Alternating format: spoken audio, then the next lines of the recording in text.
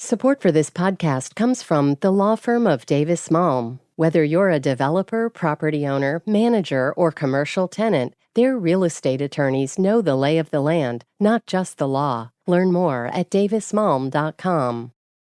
WBUR Podcasts, Boston.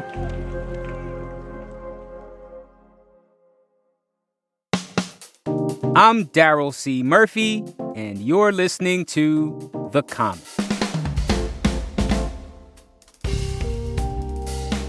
Boston Globe reporter Spencer Buell, welcome to The Comment. Thanks for having me. So you're here because recently you wrote a story about ShotSpotter, and that's a gunshot detection device which uses sensors to detect bang sounds that could be gunfire. Then they send the coordinates of where the sound originated to police departments, which can then send officers to investigate. Now, there's been some controversy around this system, and one issue in particular is the supposed locations of these devices in Somerville. So tell us more about ShotSpotter and how it works. Right, so ShotSpotter is it's a network of devices. So these sensors that are located, they're placed around a city in such a way that, as you said, when a loud sound that might be a gunshot goes off, it triggers these devices, and then it's able to triangulate the location where it came from. And so the way that police want to use this, and they've been using this in some cities for as long as about 20 years now, they use this to then send officers to investigate, and it helps them get to the scene of gun violence, and so that they're able to investigate it. Because the problem with gun violence often is that after a gun goes off, people flee pretty quickly. So the idea behind this program, and this is a company that offers them called Sound Thinking, they offer these ShotSpotter devices to police departments. The idea is that, well, we can get you there quicker than you would otherwise. Can these devices record any other sounds, or are they just wired to activate when there's a bang?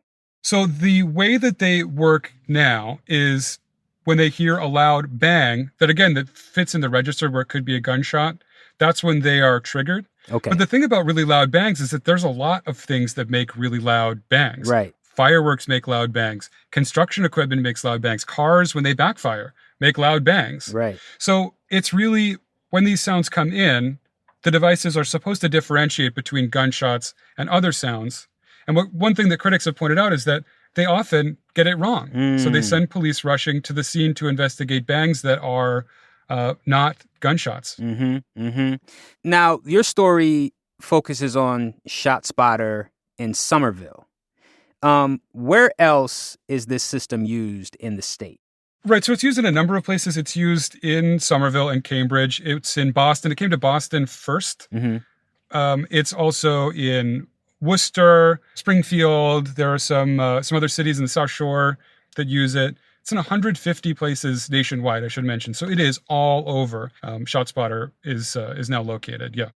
One of the issues at the core of your story is where in these cities and towns these devices are placed, right? Can you talk about that?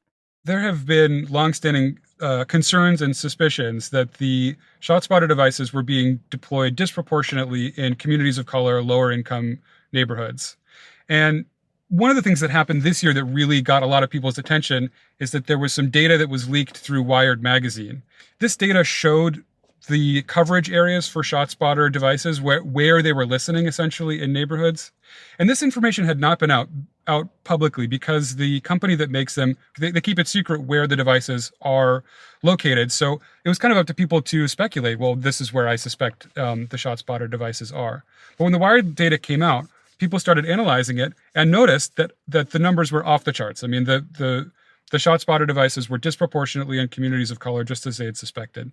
So now I think it's important, and I want to mention the company's response to this because I asked them about it.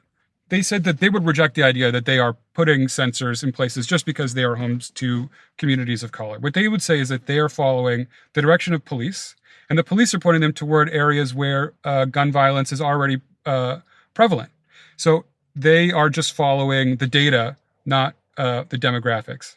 But again, what civil liberties groups would say is that regardless of how this has come about, people who live in these communities are at more risk than people who live in other communities of having, again, those tense or potentially dangerous run-ins with police who come rushing in to investigate, people who may have nothing to do with whether it was a gunshot or not. Just how effective are these devices at leading to arrests? Well, Daryl, it depends who you ask. If you ask the company, they will point to a stellar record. They say that they are 97% accurate. So now that figure relies, the company's internal figure relies on feedback from police. So what they would say is when they hear a loud bang, they send that to police, and police only 3% of the time are coming back and saying, there was no gunshot here, you got it wrong. Now, what researchers have found when they've looked into this tells a pretty different story.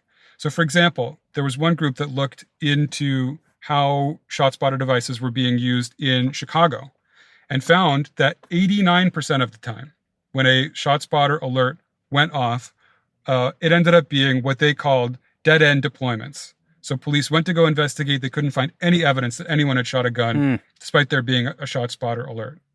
Now, again, this is also interesting.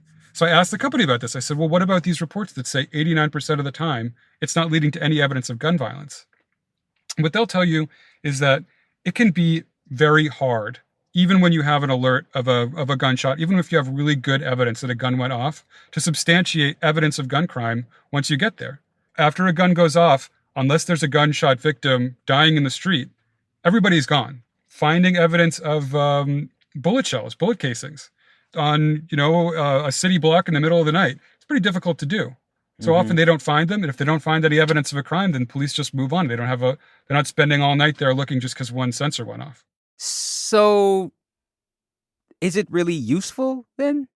That is the question. Cities, now that they're seeing some of this research and some of these other developments this year, they're taking a closer look. That's happening in Somerville. It's now happening in Boston. And it happened in a major way in Chicago this year, which was a major client of the ShotSpotter company Sound Thinking. This year, the new mayor of Chicago has said that they are not going to use ShotSpotter anymore. That's like a multi-million-dollar contract. Once Chicago walked away from using these devices, a lot of people were taking a second look, and that's happening across the country. All right, Spencer, right here, I want to take a break. But when we get back, I want to hear about the community response to all of this. So we'll be right back.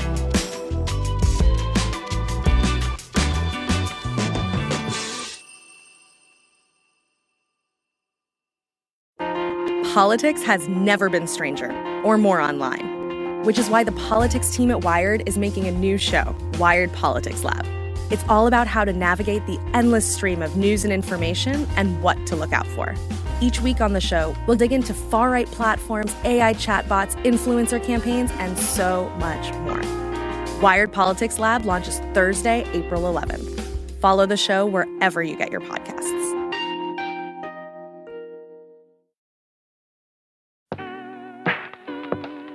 And we're back with Boston Globe reporter Spencer Buell.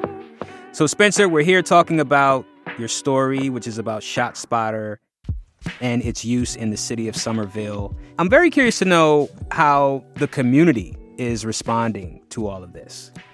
So Somerville City Councilor Willie Burnley Jr., he's the one who has called for a new hearing on ShotSpotter to sort of discuss, to look into some of these issues and see if this is a technology that the city wants to continue using.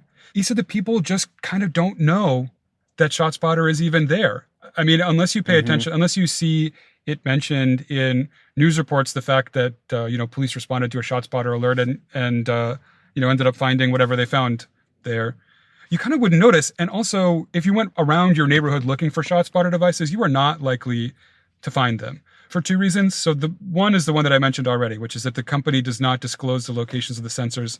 I should say not even to local officials or to the police. We are surrounded by surveillance technology all over the place. I mean, we've got cameras. There's also non-surveillance electronics that are up on every light pole and streetlight these days.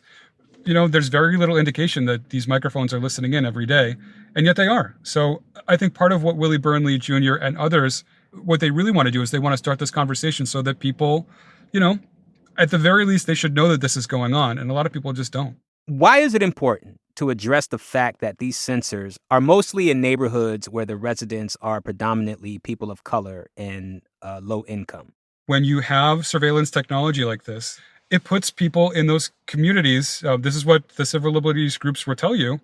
It puts them at risk of over-policing. Mm-hmm. Innocent people being searched for crimes they didn't commit because they happened to be on a city block that one of these sensors went off in. When police are coming into this situation, they're coming in anticipating that there could be, an active shooter in this area. It's a very serious allegation, I guess, that you could say that these devices are making in real time, and police have to respond to them in real time. And that can make things quite dangerous. And if you live in a neighborhood that does not have ShotSpotter devices, that's a risk that you don't face walking around your neighborhood day to day. Now, a Somerville city councilor called for a hearing to discuss the city's use of ShotSpotter. Do you have an idea of what exactly they plan to discuss? Well, from what I hear, they just want to lay it all out on the table. It's like, there is a lot of secrecy that surrounds this technology. They think that it should be talked about out in the open. They want residents to have an opportunity to ask questions about it, to learn about it, in many cases for the first time. And I actually, when I talked to the company about this and I said that there were going to be some hearings in Massachusetts about it, they said, look, we're an open book. Invite us. We'll come talk at your hearing. So they've offered to do that. Well, Spencer, thank you for your reporting. What will you be looking out for moving forward? All that we know is coming up now is a discussion about ShotSpotter. This has happened not long ago. In 2018 in Fall River decided not to use ShotSpotter technology too. I think they'd done a pilot program and it just didn't work out for a number of reasons. They just determined it wasn't worth the cost. So it's happened locally here as well. Now, these cities may look at this and get the data and have a full-on public discussion about it and just decide they want to keep using ShotSpotter, or they may decide to turn them off. So I'm very interested to see where that goes. Understood. Spencer, thank you so much for this story. It is very interesting. I appreciate you taking the time to come through and talk to us about it. Thank you so much for this. Anytime. Happy to do it. That's Boston Globe reporter Spencer Buell.